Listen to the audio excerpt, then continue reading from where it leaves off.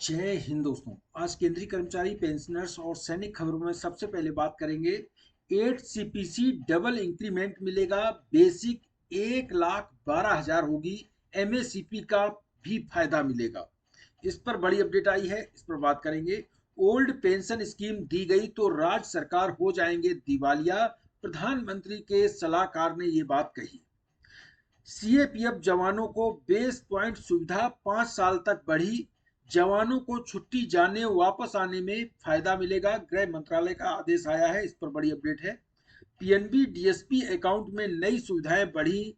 MOU sign हुआ, इस पर बड़ी अपडेट है। और 550 पूर्व सैनिकों की नई भर्ती निकली हुई है, इस पर बात करेंगे। तो सबसे पहले पहली खबर जो कि पुरानी पेंशन योजना से संबंधित है। पुरानी पेंशन से राज्य को 2030 तक दिवालिया हो सकते हैं, ऐसा मानना है प्रधानमंत्री के आर्थिक सलाहकार परिषद के अध्यक्ष जो डॉक्टर देवराज हैं। उनका कहना है अगर पुरानी पेंशन व्यवस्था को लेकर बड़ा बयान सामने आया है। प्रधानमंत्री के आर्थिक सलाहकार परिषद पीएम ईएससी के अध्यक्ष डॉक्टर विवेक देवराय ने कहा है कि यदि राज्यों ने पुरानी पेंशन योजना लागू की तो कई राज्य 2030 तक दिवालिया हो सकते हैं। उन्होंने इसे एक खतरनाक रुझान बताते हुए कहा कि इससे सरकारी वित्तीय जो है स्थिति गंभीर हो सकती है और राज्यों पर बुरा प्रभाव पड़ेगा। देवराय ने सुझाव दिया कि करदाताओं का दायरा बढ़ाने और आवश्यकता खर्च कम करने के लिए कठोर कदम उठाने जाने चाहिए। इन्होंने जो कहा है कि क्या पुरानी पेंशन योजना अगर शुरू कर दी जाती है तो क्या राज्य दिवालिया हो जाएंगे। 2004 से पहले तो पुरानी पेंशन योजना ही चल रही थी और कई कर्मचारी अभी भी हैं जो पुरानी पेंशन योजना से रिटायर हो रहे हैं क्योंकि वो 2004 से पहले भर्ती है। तो क्या पहले राज्य दिवालिया थे? तो इनका ये बयान कितना सही है आप लोग जरूर जरूर कमेंट करें, क्योंकि खुद पुरानी पेंशन योजना ले रहे होंगे लेकिन दूसरे को बता रहे हैं कि ये अगर दिया जाता है, राज्य अगर देंगे तो 2030 तक दिवालिया हो जाएंगे। एक दूसरी बड़ी खबर है 8वें वेतन आयोग को लेकर। ईएफएनपीओ ने 8वें वेतन आयोग को लेकर एक मेमोरेंडम सौंपा है जिसमें कि 8 सीपीसी आयोग को जो मेमोरेंडम दिया है उसमें सैलरी को 1.12 लाख रुपए, 5 प्रमोशन देने का हक और दुगना इंक्रीमेंट देने की मांग की गई है। एक डाकिया जो मिनिमम है उसको साइकिल चलाकर दूर दराज इलाके में पहुंचता है, उसकी बेसिक सैलरी अभी सिर्फ 25,000 रुपए है।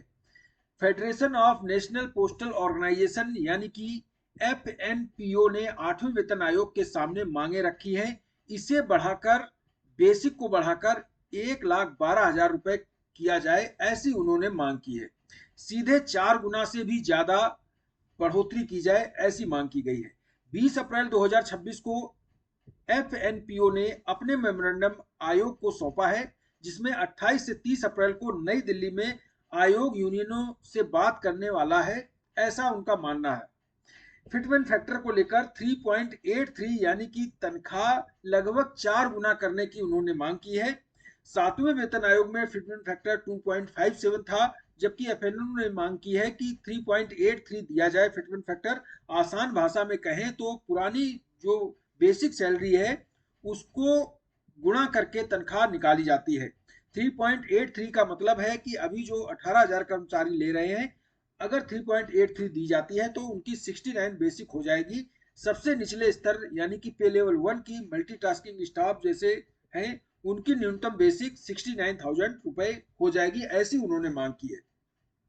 हालांकि एनसीजेसीएम ने भी यही मांग की है कि 3.83 फिटमेंट फैक्टर होना चाहिए। ये मांगे हैं, अभी केंद्र सरकार ने इस पर फैसला नहीं लिया है, आयोग ने अभी इस पर फैसला नहीं लिया है। एफएनपीओ ने एक मांग और की है कि प्रमोशन 5 होने चाहिए पूरी इंटायर सर्विस में, यानी कि 25 साल सर्विस कोई करता है तो कम से कम 5 प्रमोशन मिलने चाहिए। हर 5 साल में एक प्रमोशन मिलना चाहिए। अगर प्रमोशन नहीं मिलता है तो 5 एमएससीपी का भी फायदा दिया जाना चाहिए। जिस जगह पर प्रमोशन नहीं है, जहां पर प्रमोशन लेट है, तो उधर एमएससीपी मिलनी चाहिए और वो पूरी सर्विस में 5 मिलनी चाहिए। अभी पूरी सर्विस में 3 एमएससीपी दी जाती है। एक दूसरी बड़ी खबर है, गृह मंत्रालय ने बड़ा फैसला लिया है, सीएपीएफ जवानों के लिए छुट्टी बेस पॉइंट सुविधा 2031 तक बढ़ा दी गई है। गृह मंत्रालय ने कई राज्यों में तैनात जवानों को इसका फायदा दिया जाएगा। गृह मंत्रालय ने एक लेटर जारी किया है। केंद्रीय सशस्त्र पुलिस बल सीएपीएफ जवानों के लिए राहत भरी खबर आई है। गृह मंत्रालय ने छुट्टी शुरू करने और समाप्त करने से जुड़े बेस पॉइंट की सुविधा को अगले 5 वर्षों तक बढ़ा दिया है। आधिकारिक आदेश के अनुसार यह व्यवस्था 1 अप्रैल 2026 से 31 मार्च 2031 तक प्रभावी रहेगी। इस फैसले से दूर दराज क्षेत्रों में तैनात जवानों को छुट्टी यात्रा में बड़ी राहत मिलेगी। यह सुविधा सीमा सुरक्षा बल यानी कि बीएसएफ, सीआईएसएफ, सीआरपीएफ और एसएसबी के सशस्त्र बलों को दी जाएगी। आईटीबीपी व्यवस्था से बाहर रहेंगे। ये जो बेस पॉइंट्स होती है छुट्टी जाने के लिए, बेस पॉइंट जो गिना जाता है वो वही रहेगा। 5 साल तक की इसकी सीमा बढ़ा दी गई है। एक एमओयू साइन हुआ है PNB defence salary package account, जिसका है डीएसपी अकाउंट, उनके लिए बड़ी खबर है। पीएनबी साइन एमओयू विद नीलेट to extend salary and pension benefit. Salary और पेंशन बेनिफिट जो मिलते हैं उसमें कुछ और बदलाव किए गए हैं, एमओयू साइन किया गया है। इसमें बता दें, नीलिट के तहत जो कोर्स होते हैं वो अब आप कर सकेंगे, आपके बच्चे कर सकेंगे जिनका डीएसपी अकाउंट है, डीएसपी पेंशन या सैलरी अकाउंट। इसके लिए एमओयू साइन कर दिया गया है। सैलरी अकाउंट होल्डर इसका फायदा ले सकते हैं। एमओयू के तहत जो एमओयू साइन हुआ है, इसमें जो नीलिट के तहत जितने भी कोर्स होते हैं वो कोर्स आप कर सकते हैं, और वो भी बिना किसी कॉस्ट के। जॉब से लेटेस्ट अपडेट है, बता दें जेलों में 550 पूर्व सैनिक गार्ड तैनात किए जाएंगे। बेंगलुरु केंद्रीय जेल में एक आतंकी गतिविधि द्वारा मोबाइल फोन का इस्तेमाल करने और कैदियों के पार्टी करते हुए वीडियो सामने आने के बाद कई सुरक्षा चूकों को मद्देनजर देखते हुए सरकार ने जेल विभाग के उन प्रस्ताव को मंजूरी दे दी है जिसमें 550 पूर्व सैनिक को 20 करोड़ रुपए की वार्षिक लागत में सुरक्षा के रूप में नियुक्त किया जाएगा।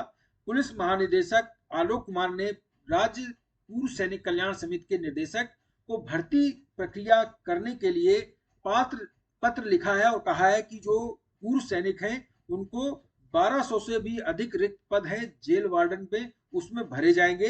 अभी पहले फेज में 550 पूर्व सैनिकों की तैनाती रहेगी। इसमें बता दें 45 वर्ष से कम आयु के ही पूर्व सैनिक लिए जाएंगे, और इसमें 20 मिनट में 3 किलोमीटर रनिंग का भी प्रावधान है, रनिंग भी करनी होगी, तब आप इसमें भर्ती हो सकते हैं। ये बेंगलुरु में भर्ती इसकी की जाएगी, जो जेल में तैनात किए जाएंगे। ये थी जानकारी, इस वीडियो में इतना ही। थैंक यू, जय हिंद।